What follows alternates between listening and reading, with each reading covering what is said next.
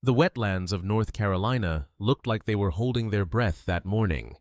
Mist rolled low across the cypress trees, heavy and pale, swallowing the first light of dawn. Every sound seemed distant, the drip of water from a mossed branch, the distant call of an egret, the hush of wind over still water. Then came the howl. It wasn't long or melodic like the ones tourists sometimes heard on recorded loops at the museum. This one was raw, broken in half, more a cry than a song. It came again, closer this time, and then stopped as suddenly as it began. Through the fog, a movement, red fur flashing between reeds. A mother red wolf. Her coat streaked with clay, and rain was darkened near the chest where she had scraped the ground searching for her pups. Her amber eyes darted across the swamp like lightning. She had been calling all night, her voice bouncing through the pines unanswered. Half a mile away, hidden behind a viewing blind, Claire Whitfield watched through binoculars. Her hands trembled slightly despite years in the field. On the monitor beside her, the telemetry receiver blinked erratically. One of the collared wolves from the recovery area had stopped moving hours ago. That was the mother. The storm 3 nights ago had torn through the refuge, flooding dens, uprooting trees, scattering wildlife. The field teams had found 2 lifeless pups downstream the day before. The rest of the litter still unaccounted for. Claire's throat tightened. She'd worked with red wolves for nearly a decade, first in captivity, then in the field. She'd seen them born, raised, released, and sometimes found too late. But this mother, this one felt different. She was one of the few surviving matriarchs of the wild pack, the heart of a species hanging by a thread. Still no movement, her colleague whispered through the radio. Claire didn't answer. She was staring at the mother wolf, who had stopped pacing. For a brief second, their eyes seemed to meet through the fog.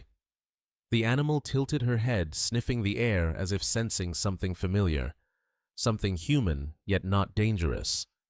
Claire lowered her binoculars. Her voice came out softer than a breath. She's looking for hope. For the U.S. Fish and Wildlife Service, every living red wolf counted. There were barely 30 left in the wild, each one a lifeline to the species' future. And now, one mother stood alone, her den silent, her instinct screaming to nurture what was no longer there. Back at the field station, an idea had already begun to form, a desperate, almost unthinkable idea. If a wild mother had lost her pups, and if a captive litter had one extra healthy strong, the same age, could they give her a chance to love again? Claire's heart pounded as she watched the wolf vanish into the mist. She didn't know yet that this decision, the one she would soon make, would change the course of her life, and perhaps the fate of the red wolves themselves. How do you return hope to a mother who has lost everything? When people meet Claire Whitfield for the first time, they rarely imagine the mud-caked boots, the mosquito-bitten arms, or the years she's spent sleeping on damp forest floors. In her museum ID photo, she looks neat and composed. Khaki shirt, quiet smile, hair pulled into a braid. But in the field, she is a different person entirely. Sunburned, focused, and often speaking in whispers, as if afraid to break the rhythm of the wild. Claire had joined the North Carolina Museum of Natural Sciences, fresh out of college, driven by a love for animals that started when she was a child. Her family used to vacation near the Outer Banks, where she'd watch the sun sink behind the wetlands and wonder what lived beyond the tree line. Back then, red wolves were ghosts spoken of in past tense. Declared extinct in the wild in 1980, they existed only in captivity in fenced reserves, where survival was measured by breeding reports and genetic charts. That was before the Red Wolf Recovery Program, before the long, fragile experiment of returning them to the wild. By the time Claire joined, there were fewer than 25 red wolves left roaming free in eastern North Carolina. Every birth, every pairing, every reintroduction was a gamble between science and fate. Inside the museum's wildlife facility, Claire oversaw one of the few captive breeding pairs still contributing to the recovery project. The male rowan was broad-shouldered, cautious, his golden eyes always scanning for unseen threats. The female juniper was smaller, her fur a striking russet shade that shimmered in sunlight. Together, they had raised 3 litters under Claire's care. She knew their every habit, the way rowan marked the fence line after rain, the low rumble juniper made when her pups tumbled too close to the enclosure wall. But Claire didn't see them as exhibits. They were teachers. She spent hours studying how they communicated, a flick of the ear, a brush of the tail, a shared glance that spoke volumes about loyalty and trust. It wasn't just caretaking, it was translation. Every morning began the same way: temperature checks, water changes, meat portions weighed to the gram. She moved with the precision of a scientist, but the tenderness of a mother. Each record entry in her logbook carried a note in the margins. Rowan more alert today. Juniper restless near the gate. Pup 3 vocalized after feeding curious behavior. Outside the museum, the red wolf story was harder to tell. Local farmers worried for their livestock often saw the species as an unwanted experiment. News articles painted a picture of failure: wolves shot pups, lost funds, drained. Claire understood their frustration, but she also knew the data that the headlines ignored: how every year, against all odds, the wild population found a way to persist. In 2024, something remarkable happened. For the first time in nearly a decade, the U.S. Fish and Wildlife Service recorded 43 red wolf pups born in the wild. Only 26 survived their first season, but that number, fragile as it was, felt like a heartbeat returning after years of silence. Claire remembered the day she saw the report. She printed the graph, circled the number in red ink, and taped it above her desk. "Hope isn't extinct," she wrote beneath it. Still, hope was never enough on its own. Each new pup carried the weight of an entire species. And with storms growing fiercer and habitat shrinking, every rescue, every transfer, every pairing had to be done with care that bordered on obsession. That spring, the facility's cameras captured the first signs of new life. Juniper nursing 5 tiny pups beneath the den log. Claire crouched beside the monitor, smiling quietly as the pups squirmed over one another. She named them alphabetically, A through E, though she would never say the names aloud. Naming meant attachment, and attachment could break you in this line of work. Healthy, the vet had said. Good weights, strong appetite. Claire exhaled for what felt like the first time in weeks. But 2 days later, the storm came. It had been forecasted as mild rain. Instead, it arrived as a wall of water tearing across the coast, with winds strong enough to rip branches from trees. Claire spent the night at the facility, listening to the roof creak and groan, praying the enclosures would hold. By morning, the roads were flooded, the power out, and phone lines dead. When the clouds finally cleared, word came from the field teams the wild dens had been hit hardest. Floodwaters had drowned parts of the recovery area. Several tracking collars had gone silent. Claire read the message twice. She didn't realize she was gripping the edge of her desk until her knuckles turned white. The red wolves had survived hurricanes before, but never like this. In the following days, the reports worsened: 2 pups found dead, 1 den destroyed, 1 mother missing. The fragile thread that held the species together was fraying again. Still, Claire kept showing up. She checked Juniper's pups' logged data-coordinated feed deliveries by boat when trucks couldn't reach the site. She told herself that as long as her wolves were safe, the program still had a chance. Then, 3 nights later, she received the call from the field station, the one about the mother wolf searching for her lost litter. Her colleague's voice crackled through static. "She's still out there, Claire. We can hear her calling every night." Claire pressed her palm against the rain-smeared window, staring into the storm-soaked forest beyond. Somewhere out there, a mother was grieving. And somewhere inside the nursery behind her, 5 healthy pups slept beneath a red heat lamp. For the first time, an impossible question began to take shape in her mind.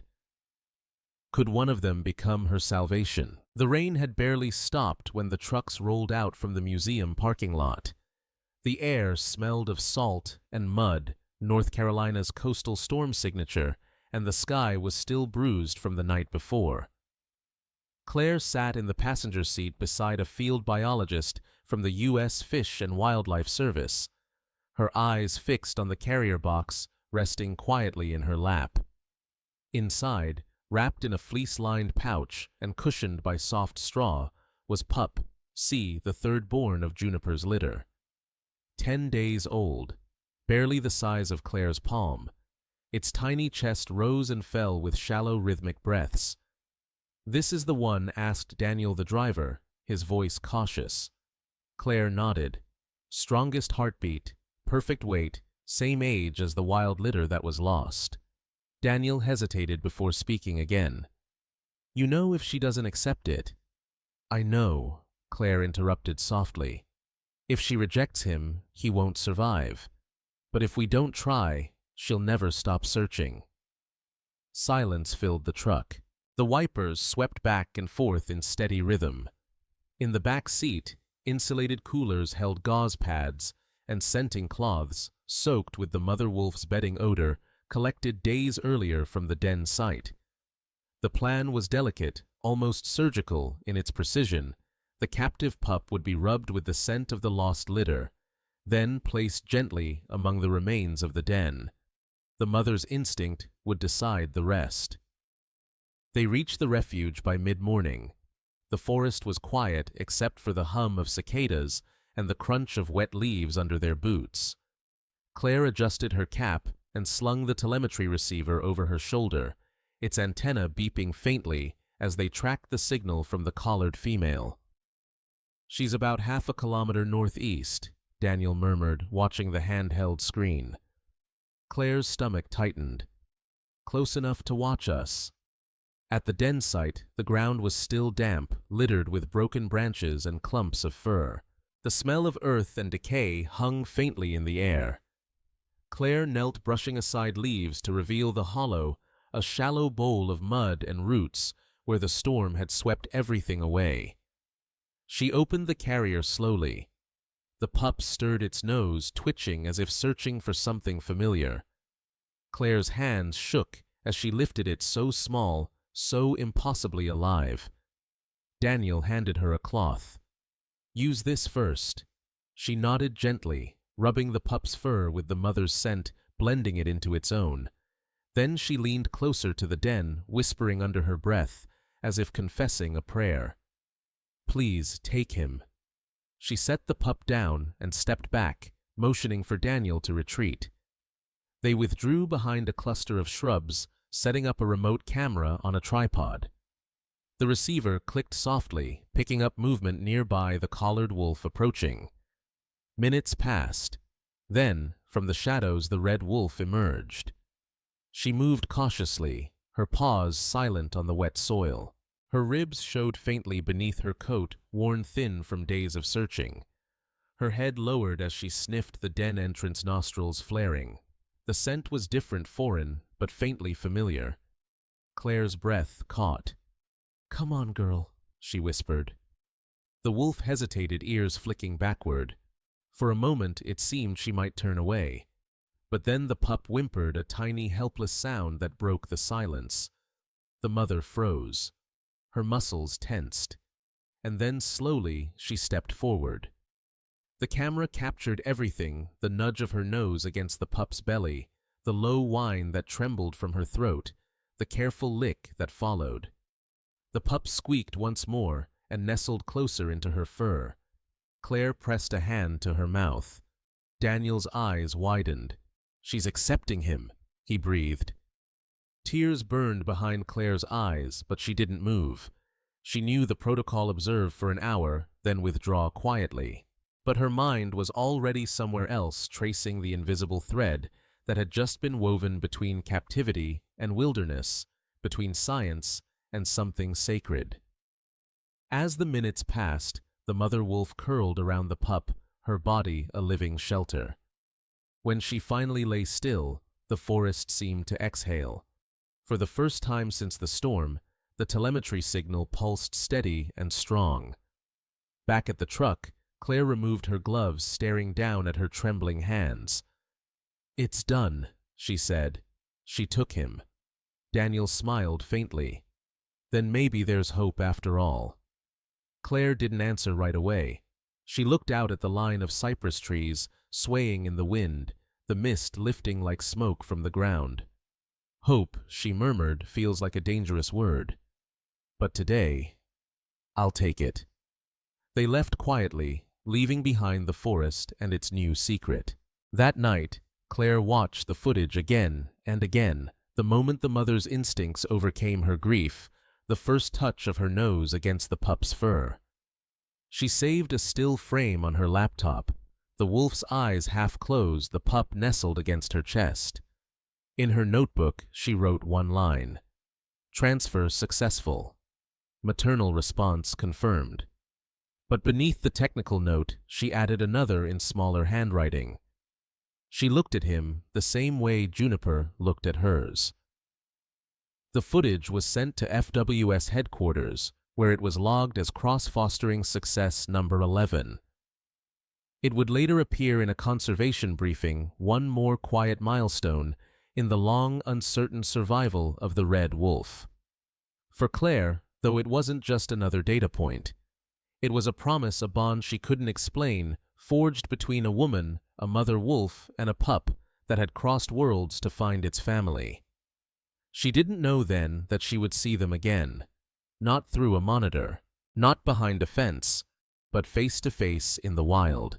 The following weeks unfolded like a heartbeat, steady, fragile, and filled with moments that could break or bloom at any second. Every morning before sunrise, Claire Whitfield would log into the live feed from the camera hidden near the den. The footage was grainy, washed in green from the infrared lens, but she didn't mind. What mattered was movement, one small rhythmic pulse of life among the shadows. And there it was, a mother wolf resting with her pup curled into the hollow of her chest. The first few nights had been touch and go. Sometimes the mother disappeared for hours, hunting or scouting for threats. The pup would squeak faintly in the silence, and Claire's breath would tighten until she saw that flash of red fur return. Each time the mother brought back scraps of meat, dropping them gently beside the tiny muzzle, nudging him to feed. By the end of the second week, the pup had doubled in weight. His fur, once dull and patchy, was now soft and coppery under the moonlight. The team called the operation a success. But Claire didn't celebrate. She knew too well that in the wild, success was temporary, always one storm, one coyote, one careless gunshot away from tragedy.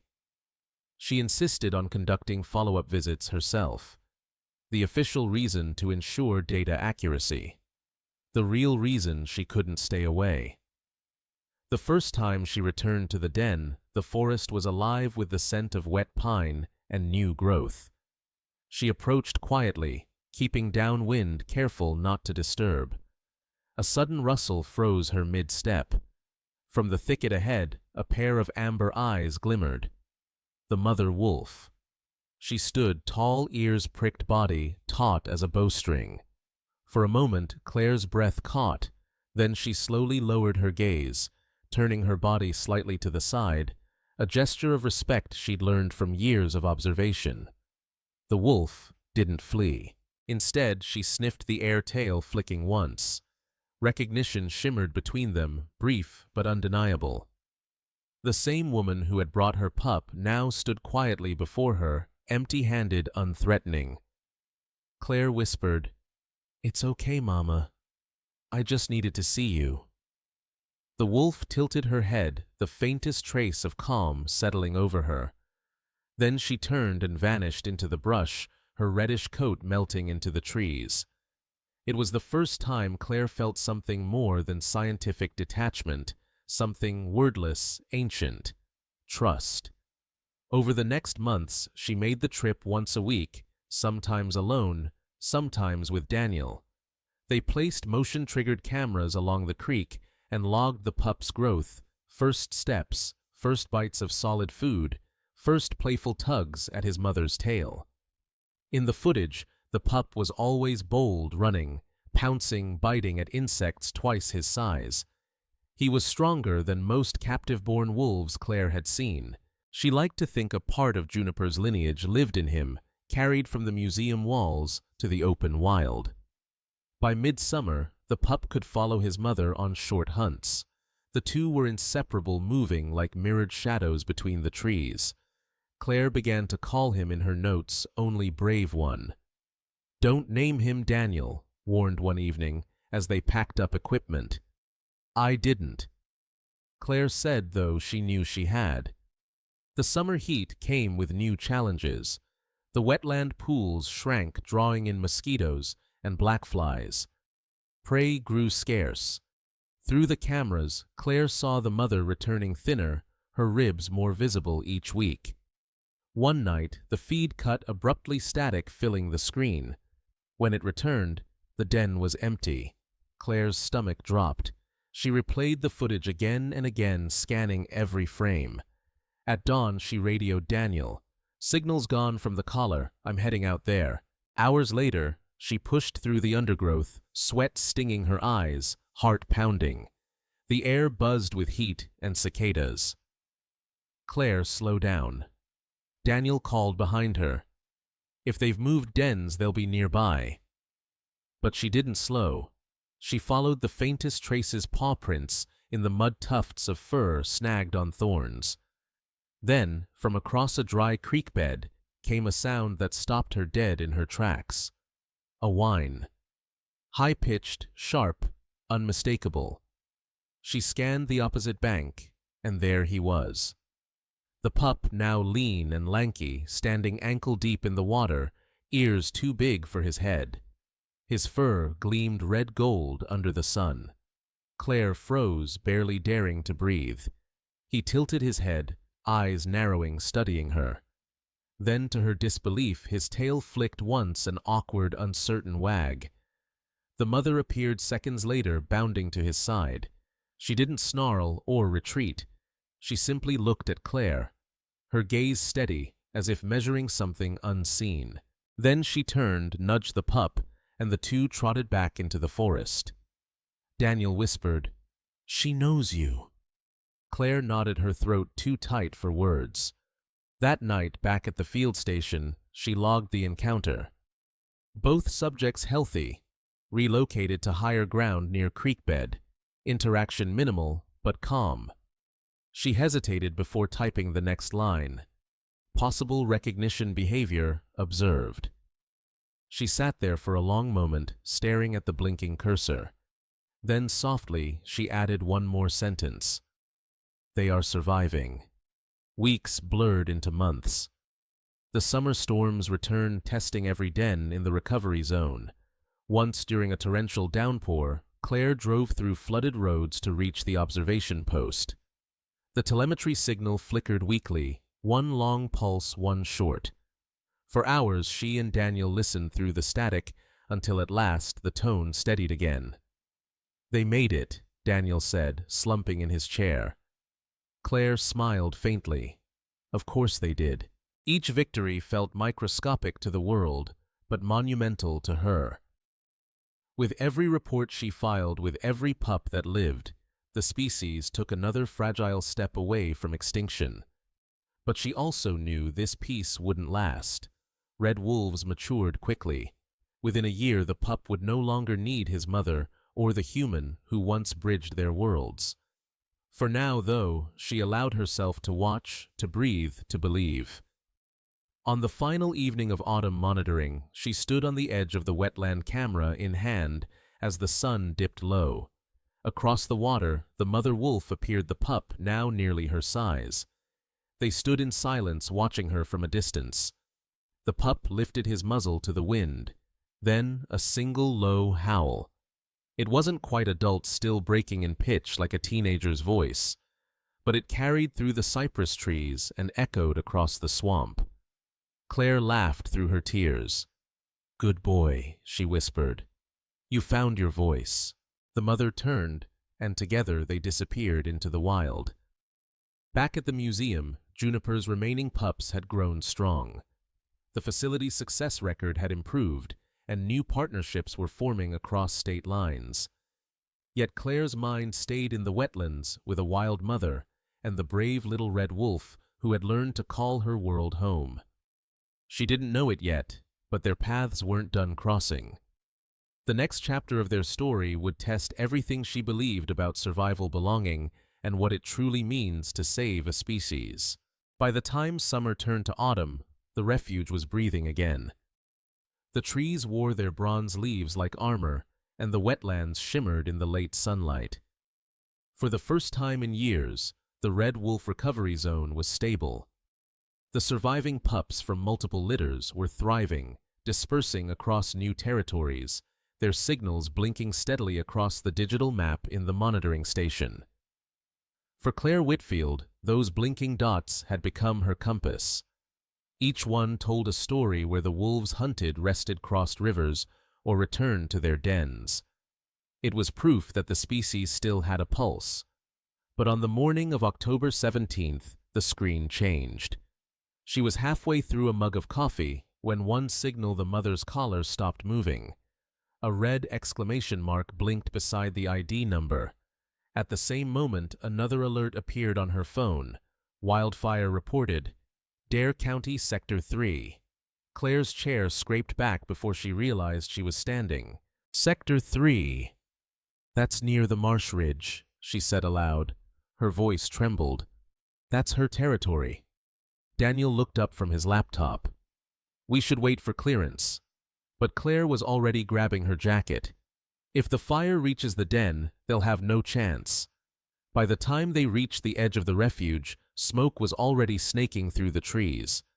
The air shimmered with heat, and the ground crunched underfoot, dry leaves, brittle twigs, all ready to ignite. The faint scent of pine mingled with the acrid sting of burning peat. Fire crews had blocked the main trail. One ranger recognized Claire immediately. "You can't go in there. The wind's shifting. We're evacuating personnel." "I have collared wolves in that area," she said, breathless. "One of them might be trapped near the ridge." The ranger hesitated, then handed her a radio. 15 minutes. No more. Claire and Daniel pushed through the smoke masks, pulled tight across their faces. The forest groaned with the sound of crackling branches. Overhead, the sky glowed a sickly orange. "Signals still active," Daniel shouted over the roar. The receiver beeped rapidly, closer, then cut off. They emerged into a clearing just as a gust of wind carried embers across the treetops. Flames licked up the trunks of pines. And there, through the haze, Claire saw movement. 2 wolves. The mother and her grown pup, now nearly full size, darted between the burning logs, frantic. Smoke swirled around them. The mother coughed, stumbling eyes wild. Claire froze. Every protocol screamed at her to stay back. She wasn't supposed to interfere. Not physically. Not ever. But as the fire surged, instinct overrode training. She dropped her pack, grabbed a fire blanket from the emergency kit, and sprinted toward the clearing. Daniel shouted her name, but his voice vanished in the roar. "Claire, no." She leapt over a fallen branch, heat blasting against her face.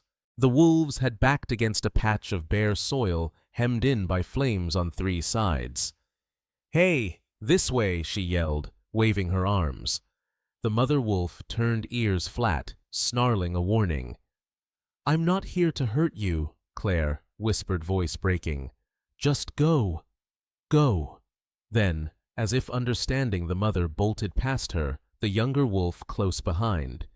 They disappeared into the smoke just as a branch collapsed, sending sparks raining down. Claire covered her head, coughing violently. Her lungs burned. Through watering eyes, she saw the two shapes vanish into the tree line beyond the fire line. Gone. Alive. By the time the fire crews reached her, she was kneeling in the ash, trembling soot covering her face. "You're out of your mind," Daniel said, dragging her to her feet. "I know," she rasped, "but they're alive." That night, as the flames died down, rain began to fall, soft, steady, merciful. The storm that had once brought destruction now brought relief. Claire watched from the command tent wrapped in a blanket as water hissed against the smoldering earth. On the telemetry monitor, 2 signals blinked faintly. Still moving. Days later, when the fire zone was finally declared safe, the team returned to assess the damage. Whole sections of the forest were blackened, the air thick with the scent of charcoal and wet ash. Yet amid the devastation, signs of life were everywhere: fresh paw prints in the mud, a rabbit trail, feathers scattered near a creek. Then, at the base of a scorched pine, Daniel pointed. "Look." Claire followed his gaze. Pressed into the soot was the print of a wolf paw, larger than she remembered. And beside it, a smaller one, lighter, neater. "Mother and daughter," she murmured. They made it through. For the first time in weeks, she let herself smile. That evening, as the team drove back, the horizon glowed faintly pink, the kind of sunset that turned everything to gold. Claire leaned against the window, eyes half closed.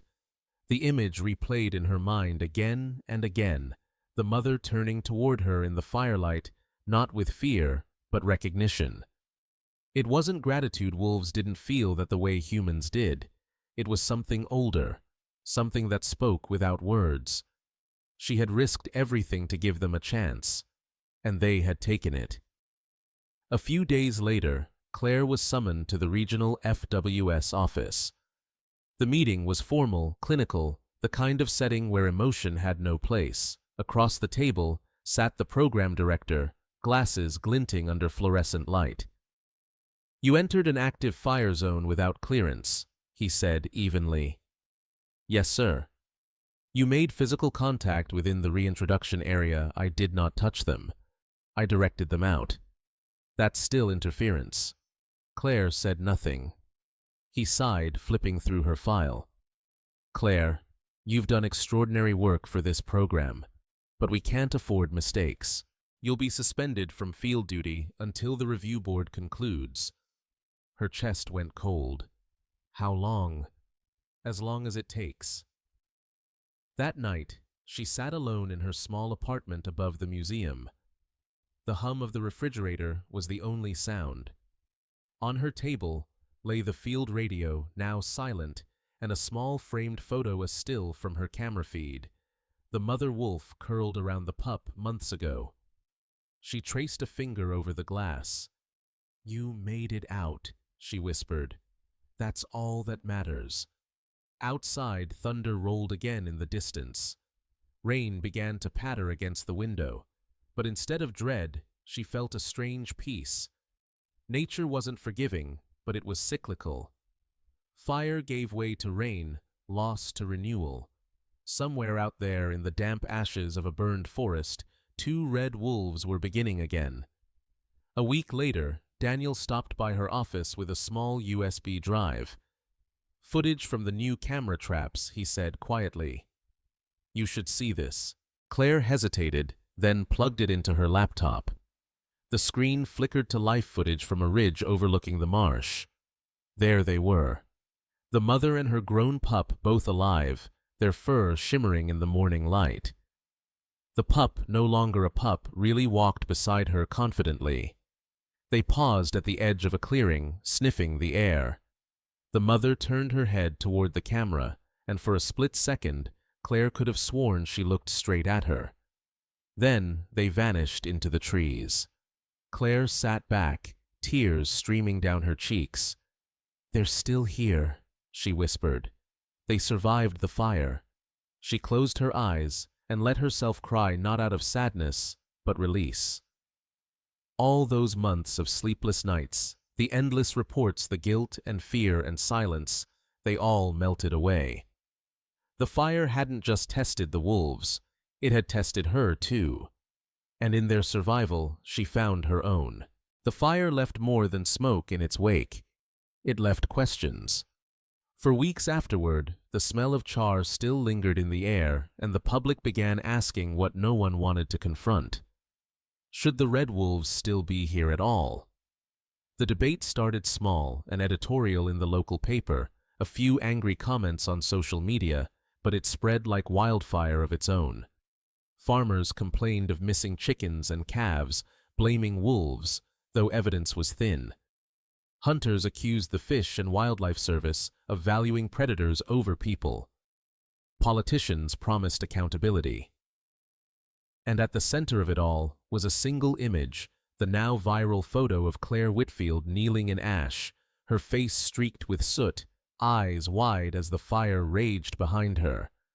Someone from the fire crew had snapped it on a phone and posted it online. To the public, she was either a hero or a fool. Claire tried to ignore it. She spent her suspension helping at the museum's education center, giving talks about conservation to children. She smiled for them, told simple stories, how wolves help balance the ecosystem, how each species matters. But every night, she'd scroll through the comments on her phone, the headlines that twisted what happened. Reckless biologist breaks rules to save wolves. Government program. Endangers local livelihoods. Do we need predators in our backyards? The words cut deeper than she expected, not because they doubted her, but because they doubted the wolves. A month later, she was called back to the regional FWS headquarters. The review board sat in the same sterile room as before. 3 people, this time, not one. Papers spread before them, the tone clinical, but tired. Ms. Whitfield said the chairwoman, your actions in the fire zone violated protocol. However, your intervention likely prevented the deaths of 2 wolves critical to the current population model. Given the unique circumstances, the board has decided to lift your suspension, effective immediately. Claire's shoulders sagged in relief. Thank you. But the woman continued, you will not return to field duty for now. You'll be reassigned to public outreach and education. You'll help build bridges between the program and the community. It's time people see the human side of this work. Claire nodded slowly. She understood what they were really saying. You're too visible now to hide behind the field cameras. Her first public meeting took place in a rural community hall in Hyde County. Folding chairs filled the room and the air buzzed with tension. Posters showing wolves hung behind the podium. When she stepped up to the microphone, murmurs rippled through the crowd. Someone whispered, "That's her, the one from the fire." She cleared her throat. "My name is Claire Whitfield. I've worked with the Red Wolf Recovery Program for nearly 10 years. I'm not here to tell you how to live with wolves. I'm here to listen and maybe to help us understand each other." A man in the back stood up. "You people keep bringing them back, and we keep losing livestock. When do our lives matter more than your science?" Claire took a slow breath. "I know what loss feels like. I've seen it in the wild, and I've seen it here. But wolves aren't your enemy. They don't take more than they need, and when they thrive, the land thrives too. Deer populations stay balanced. Wetlands stay healthy. It's all connected." The man crossed his arms unimpressed. "Sounds like theory. We deal with reality." A few chuckles followed, low and bitter. Claire paused, then said quietly, "Reality is that fewer than 30 red wolves remain free in the wild. I've watched one mother risk everything to raise a pup that wasn't even hers. If she can find room in her world for something that wasn't born to her, maybe we can too." The hall fell silent. An older woman near the front, her gray hair tucked beneath a worn cap, stood and spoke softly.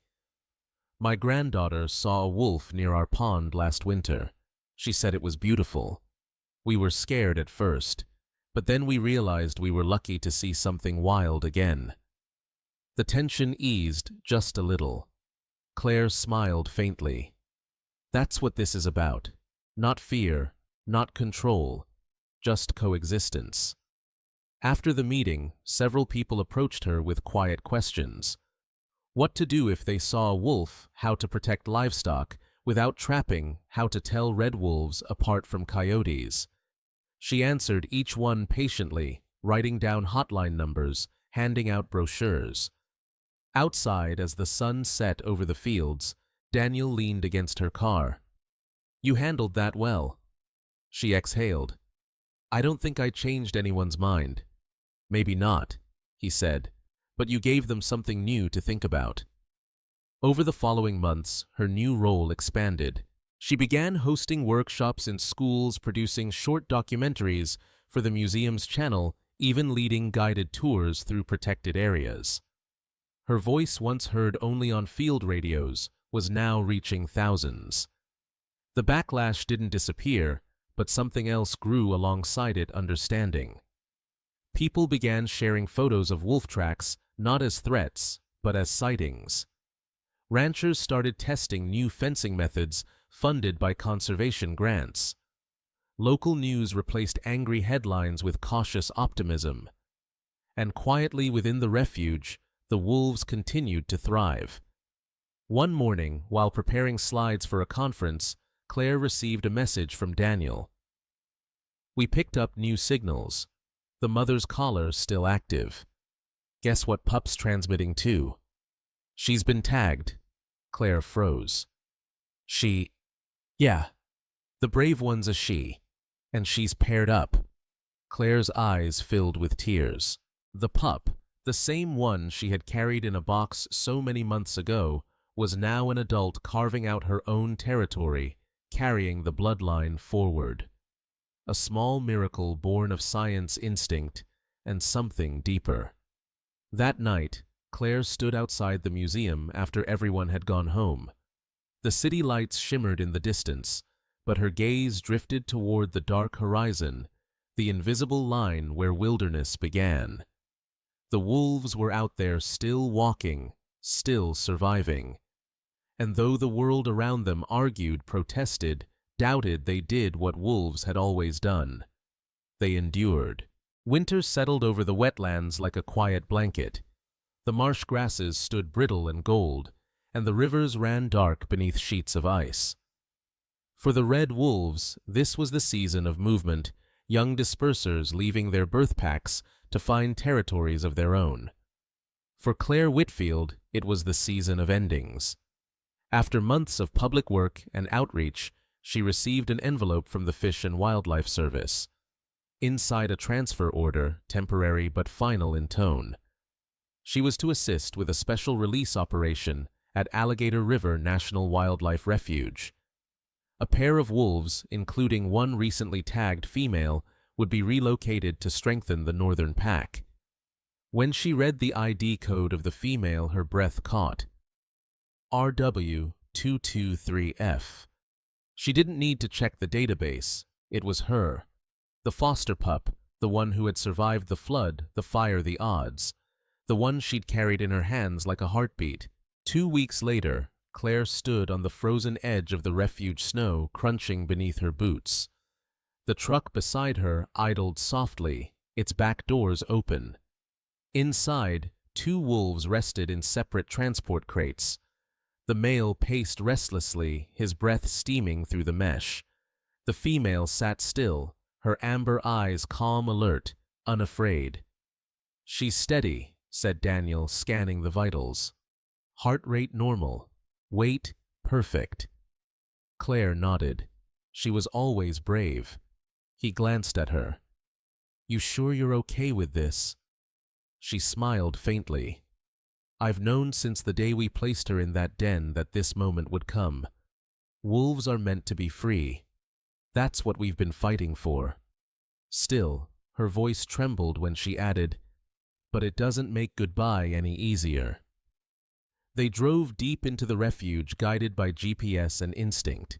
The world grew quieter as they went, until only the wind and the crunch of tires on ice remained. The release site was chosen carefully: dense forest, abundant deer, far from roads and towns. When they arrived, the sun hung low, painting the snow with amber light. The rangers positioned the crates side by side and stepped back. "This is it," Daniel said softly. Claire took a deep breath. Her hands moved automatically, unlatching bolts, lifting the door bar, but her heart was pounding. The male wolf burst out first, bounding through the snow in a spray of white powder. His coat glowed copper under the sun. He paused, once looked back, then disappeared into the trees. The female stayed still. For a moment, she just stood in the open crate, nose lifted to the wind. Then her eyes found Claire. It wasn't imagination. It wasn't projection. It was recognition. Her head tilted slightly the way her mother once had, and her tail flicked once, slow and deliberate. Then she stepped down from the crate and began to walk toward the forest. Halfway across the clearing, she stopped, turned back one last time, and met Claire's gaze again. A long, low howl rose from her throat, deep, resonant, steady. It carried through the trees across the frozen marsh, echoing through the vast, empty land. Claire's breath caught. The sound wasn't sorrowful. It was something else, something like acknowledgement. Then the wolf turned and vanished into the wild. Daniel broke the silence first. "She remembered you." Claire's eyes glistened. Or maybe she remembered trust. They packed in silence, neither wanting to break the moment's fragile spell. As they drove back toward the station, the sun dipped below the horizon, turning the world to silver and shadow.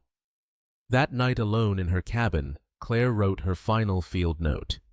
Subject: RW-223F, successfully released with mate in Northern Refuge Sector. No signs of distress. Behavior at release: calm and purposeful. Interaction prior to departure suggests recognition of human caregiver. She hesitated, then added one last line. "I've never believed more in what we do." She closed the notebook, set it beside the small carved wolf figurine she kept on her desk, and exhaled. For the first time in years, she didn't feel the need to check her telemetry monitor before bed. Somewhere out there, the wolves were living their story without her, and that she realized was the truest measure of success. Weeks later, she returned to the museum for a speaking event. A crowd of students filled the auditorium. Behind her, a photo projection showed a red wolf against a backdrop of frost-tipped grass. She began simply. "When I first started working with red wolves, there were fewer than 30 left in the wild. Today, there are more, but not enough. Everyone that survives does so because someone believed it was worth the effort." She paused, scanning the faces before her. "But I want you to understand something. This isn't a story about humans saving wolves. It's a story about wolves teaching us what survival really means." She clicked the remote. A new image appeared, the foster mother curled around her pup the night of the transfer, the one Claire had watched through that first camera feed. Sometimes, she said softly, saving a species isn't about science or strength. Sometimes it's about love, the kind that crosses fear boundaries, even species. The kind that tells us it's okay to let go. The room was silent, except for the hum of the projector. Claire smiled. "When you walk outside tonight, look toward the horizon. If you listen carefully, you might just hear them, the wild, still breathing." That evening, as she locked up her office, she noticed a light snow falling outside. The flakes caught in her hair, melting instantly. She closed her eyes and listened. Far away, almost too faint to be real, a howl rose through the night. Not a recording, not a dream. A living sound traveling miles through the cold air. She smiled, whispering into the wind, "Good night, brave one." 5 years passed. The world moved on new storms, new news cycles, new crises. But for Claire Whitfield, Time no longer revolved around headlines. It moved with the rhythm of nature, season by season, migration by migration, call by distant call. She had traded the mud and radio static of fieldwork for the calm routine of the museum's Conservation Education Center. There were classes to teach, interns to train, lectures to give. Children gathered in front of her exhibits, tracing the outlines of red wolf paw prints etched into glass. Sometimes one would ask, "Do you think they still remember you?" And Claire would smile. Maybe they remember what kindness feels like. That's enough. But every year on the anniversary of the fire, she drove east to the wetlands where it all began. She never told anyone. It wasn't official work. It was something quieter, sacred. She'd park her truck near the same old trailhead step, out into the crisp air, and just listen. Most years she heard nothing but the rustle of reeds and the hum of frogs. But one year everything changed. It was late autumn 2030. The refuge looked different now, renewed, alive. Saplings had replaced the charred trees, and the ground was thick with wildflowers. The Fish and Wildlife Service had expanded the protected area, installing new signs: red wolf habitat, do not enter without permit. Claire smiled as she walked, the perimeter fence camera in hand. The telemetry receivers had been replaced long ago by remote drones and AI sensors, but she still preferred the old ways: boots, binoculars, and patience. Halfway down the ridge, she saw it: paw prints in the soft mud. 2 adults, and smaller ones, at least 4, maybe 5. Her pulse quickened. She set her backpack down and knelt, measuring the prints. The adult tracks were large, symmetrical, confident, but the smaller ones, those were new, light and clumsy. Pups. Somewhere nearby, a den. Claire stood still, letting the wind carry her scent away. Then she heard it: a low whine, soft but unmistakable. From the underbrush, a shape emerged. A red wolf stepped into the clearing, her fur glowing russet against the fading light. She moved with the easy grace of an animal that feared nothing here. And then Claire saw it, the faint scar beneath her right ear barely visible under the thick fur. Her heart skipped a beat. "RW223F," she whispered. The wolf paused, head tilted. The same gesture. It couldn't be coincidence. Behind her, 4 pups tumbled clumsily through the grass, yipping and nipping at one another's tails. The mother turned, nuzzling them with a gentleness that made Claire's throat tighten. She lifted her camera, but stopped halfway. Somehow it felt wrong to capture the moment. This wasn't data, it was grace. The wolf looked at her once more, long enough for recognition to flicker in those amber eyes. Then, with a single twitch of her tail, she guided her pups toward the woods. As they disappeared into the trees, one of the pups turned back, curious, watching the strange human standing motionless at the edge of the clearing. Claire smiled through tears. "Go on," she whispered. "The world's waiting for you." Later, as dusk fell, she sat by the truck, writing in her field journal, the same one she had carried through storms and fires years ago. The pages were wrinkled, stained, but still whole. RW223F observed with 4 offspring near Ridge Sector. All individuals, healthy, behavior calm, no signs of distress. Species recovery appears sustainable. Observation made from 70 meters, no interference. Then she hesitated, and beneath the technical notes, she wrote something more personal. She remembered. Or maybe I just needed to believe she did. The next morning, Claire drove into town and stopped by the small diner that had been serving coffee to biologists and farmers alike for decades. The owner, a white-haired woman with kind eyes, recognized her immediately. "Still chasing ghosts?" the woman teased. "Not ghosts," Claire replied with a smile. "Survivors." The woman poured her a cup of coffee and leaned on the counter. "You know, my grandson swears he saw one near our pasture last spring. Said it was watching him like it knew he wouldn't hurt it." "Then he's lucky," Claire said softly. Most people never get that close to the wild. The woman nodded. They say they're coming back, the red wolves. Slowly, but surely.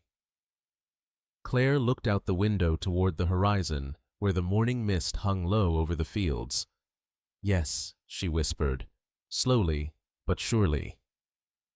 That evening, she returned to the museum and stood before the glass enclosure where a new generation of captive wolves rested. A young caretaker stood nearby, notebook in hand.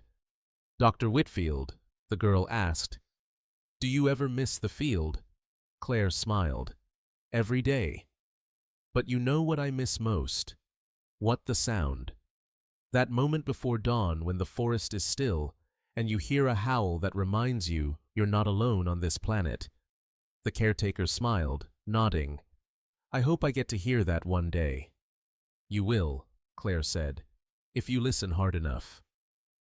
A week later, she received an official FWS update in her email. Population estimate 52 wild red wolves across North Carolina recovery zones. Confirmed litters. Total pups, 28. Claire leaned back in her chair, reading the numbers over and over. For most people, it was just data.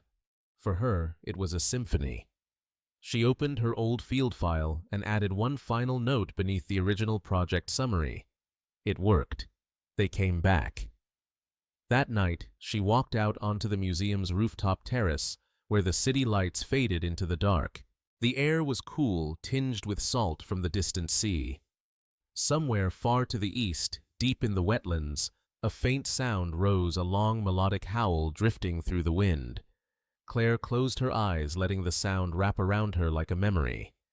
It wasn't just one voice. It was many echoing, intertwining, a chorus of life that refused to be forgotten. And beneath that sound, she thought she heard another, a softer tone, familiar and steady. Her brave one. The red wolves of North Carolina were never supposed to come back. They were ghosts written off by history, extinct in the wild. By 1980, their howls silenced by fear, misunderstanding, and the slow march of human progress. And yet, 45 years later, they sing again. Their voices aren't loud. They don't echo across cities or make headlines. But if you stand quietly enough, deep within the cypress swamps at dawn, you'll hear them, a low, trembling harmony that rises from the mist like a promise kept. For Claire Whitfield, that sound has become something more than science. It's the echo of every act of faith it took to bring them back. It's the sound of people who refuse to give up. Red wolves survive because of patience, the slow, unglamorous kind. The kind that rebuilds trust, one den, one community, one heartbeat at a time. They survive because people like Claire chose not just to study them, but to believe in them. Because every collar signal, every transfer, every sleepless night meant another chance for the wild to heal itself. And they survive because of compassion, the rarest currency in conservation. It's easy to save what's cute or convenient, harder to save what's complicated, misunderstood, even feared. But somewhere between the teeth and the tenderness lies the truth: the wild needs both courage and care to survive. When we talk about extinction, we often talk about numbers, populations, percentages, graphs. But behind every statistic is a story like this one, a story of hands that carried eyes that watched, hearts that refused to stop hoping. Maybe that's what the red wolves have taught us most of all, that survival isn't about strength alone. It's about connection, between parent and pup, between scientist and wilderness, between all of us and the fragile world we share. Today, fewer than 60 red wolves roam the wilds of North Carolina. Each one is a miracle wrapped in fur and instinct. Each step they take writes a new line in the story of recovery, a story that could end or continue depending on what we choose to do next. Because their fate isn't sealed. It's still being written by every choice we make, every acre we protect, every voice that speaks up for what cannot speak for itself. People ask me if wolves remember us. I think it's the other way around. We're the ones who need to remember them, to remember what wildness sounds like and why it matters. So when you hear their howls, whether in person on a recording or in a story like this one, don't hear it as something distant or fragile. Hear it as a reminder that the wild is still out there, that compassion still matters, that hope once given can ripple through generations. Because the red wolf's return isn't just a conservation success, it's a love story between humanity and the earth we nearly forgot how to care for.